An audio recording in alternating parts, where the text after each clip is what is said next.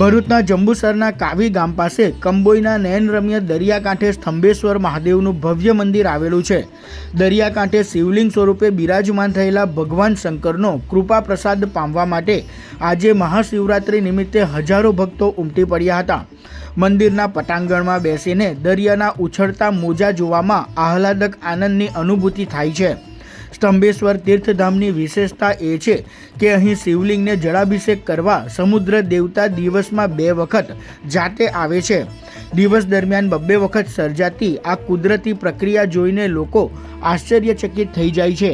સમુદ્રમાં આવતી ભરતી અને ઓટની ક્રિયાનું સર્જન માત્ર આ સ્થળ માટે જ થયું હોય તેમ જણાય છે।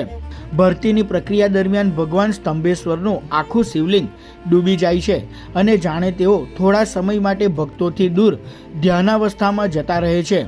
ઓટના સમયે દરિયાના પાણીમાંથી ધીમે ધીમે જાણે સાક્ષાત ભગવાન શિવ પ્રગટ થતા હોય તેમ જણાય છે। સ્તંભેશ્વર મહાદેવ મંદિરે શિવરાત્રિ નિમિત્તે ભવ્ય મેળાનું આયોજન કરવામાં આવ્યું હતું, જેમાં મોટી સંખ્યામાં ભક્તો જોડાયા હતા। મહાશિવરાત્રિના દિવસે સ્તંભેશ્વર મહાદેવ મંદિરે ભક્તોએ પૂજા અર્ચના અને મહાપ્રસાદી ગ્રહણ કરી શિવ ભક્તિમાં મગ્ન બન્યા હતા। ભગવાન સ્તંભેશ્વર મહાદેવનું મંદિર આજે ભરૂચ જિલ્લાના જંબુસર તાલુકાના કાવી કંબોઈમાં આવેલું છે। આ મંદિરનો ઇતિહાસ સ્કંદ મહાપુરાણના કુમારિકા ખંડમાં આજે લગભગ 550 પાનાનો મળે છે। આ જગ્યાએ ભગવાન કાર્તિક સ્વામીએ તારકાસુરનો વધ કરેલો અને તારકાસુરનો વધ કર્યા પછી આ જગ્યાએ બધા જ દેવતાઓએ ભેગા થઈને અહીં એક વિજય સ્તંભની સ્થાપના કરી અને એ વિજય સ્તંભના સ્થાપના કર્યા પછી એ સ્તંભની ઉપર ભગવાન સ્તંભેશ્વર મહાદેવનો આજે શિવલિંગ એમને સ્થાપિત કર્યો। ત્યાર પછી આ શિવલિંગને સ્તંભેશ્વર મહાદેવ તરીકે આખા દુનિયામાં આજે પ્રખ્યાત થયા છે। ત્યાર પછી આ જગ્યાએ નારદજીએ 10,000 વર્ષો સુધી તપસ્યા કરી। ત્યાર પછી ભગવાન આપણા બર્બરીકે, જેમને આપણે ખાટુ શ્યામ તરીકે આપણે ઓળખીએ છીએ, એમને પણ સિદ્ધિ આ જ સ્થાન ઉપરથી પ્રાપ્ત થઈ હતી। આજે મહાશિવરાત્રિનો ભવ્ય મેળો છે।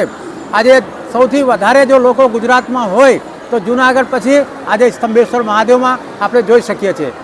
और यहाँ गुजरात सौराष्ट्र प्रवास में हम लोग घूमने के लिए आए। यहाँ स्तंभेश्वर महादेव समुद्र तट पर विराजमान हैं, जो कि इनकी बड़ी महिमा निराली है। और आज महाशिवरात्रि के पर्व पर हम सपरिवार जो है दर्शन किए और बाबा का आशीर्वाद प्रदान मिला हम लोगों को। और ऐसे ही महादेव पूरे विश्व और जगत के लिए जो है कल्याण करते रहें। स्तंभेश्वर महादेव जो है कि नित्य ये समुद्र उनका अभिषेक करता है, ऐसा शास्त्रों में वर्णन है। और ऐसा हम लोग दृष्टि देख रहे हैं कि जो कि स्तंभेश्वर महादेव का समुद्र देव जो है नित्य अभिषेक करते हैं।